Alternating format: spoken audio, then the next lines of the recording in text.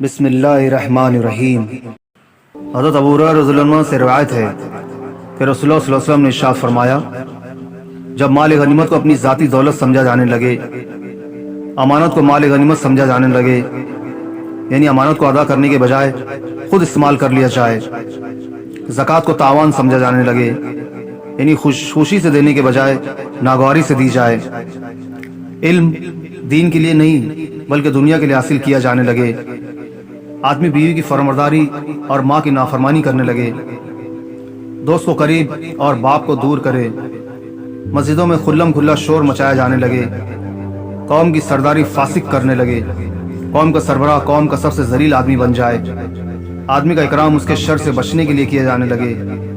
گانے والی عورتوں اور ساز و باجے کا رواج ہو جائے، شراب عام پی جانے لگے، اور امت کے بعد والے لوگ اپنے سے پہلے لوگوں کو برا کہنے لگے۔ اس وقت تو سرخ آندھی، زلزلے، زمین کے دھس جانے، آدمیوں کی صورت بگڑ جانے اور آسمان سے پتھروں کے برسنے کا انتظار کرنا چاہیے، اور ایسے ہی مسلسل آفات کے آنے کا انتظار کرو، جس طرح کسی ہار کا دھاگا ٹوٹ جائے اور اسے موتی پے در پے جلدی جلدی گرنے لگے۔